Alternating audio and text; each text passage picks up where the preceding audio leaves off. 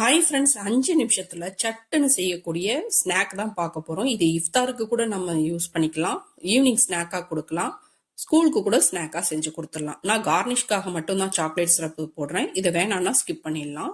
Wheat bread தான் இதுக்கு நான் யூஸ் பண்ணியிருக்கேன். 4 பக்கமும் அந்த ப்ரௌன் கலர் பார்ட்டை வந்து கட் பண்ணி எடுத்துட்டு சப்பாத்தி கட்டையில வச்சு இப்படி அழுத்தி தேய்க்கணும். நல்லா ஃபிளாட்டா ஆயிடும். ஃபிளாட் ஆனதுக்கப்புறம் இந்த சைஸ்க்கு பனானா இருந்தா அதை உள்ள வச்சு ரோல் பண்ணலாம். இல்லை பனானா பெருசாக இருந்ததுன்னா இந்த சைஸ்க்கு கட் பண்ணி எடுத்துட்டு அப்படியே ரோல் பண்ணலாம். இது வந்து எனக்கு ஃபுல்லாக வச்சா ரோல் பண்ண கஷ்டமாக இருக்குன்னு ஹாஃபாக கட் பண்ணிக்கிட்டேன் பனானாவை. ரோல் பண்ணிட்டு ஒரு பக்கம் தண்ணி தொட்டு வச்சுட்டு இன்னொரு பக்கத்தை அழுத்தி விட்டோம்னா நல்லா சீல் ஆகிடும்.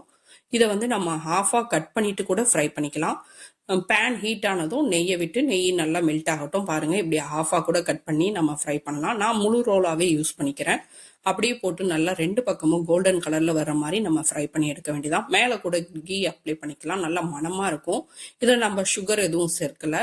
அப்படியே பனானாவும் பிரெட்டும் தான் செய்கிறோம். நான் வந்து கார்னிஷ்காக மட்டும்தான் சாக்லேட் சிரப்பு சேர்க்கிறேன். அதனால இது கொஞ்சம் ஹெல்த்தியா ஃபீல் ஆகும், ஃபில்லிங்காகவும் இருக்கும், நல்லா கிறிஸ்பியா இருக்கும். ட்ரை பண்ணி பாருங்க. லைக் பண்ணுங்க, சப்ஸ்கிரைப் பண்ணுங்க, ஷேர் பண்ணுங்க, சப்போர்ட் பண்ணுங்க ஃப்ரெண்ட்ஸ். தேங்க்யூ.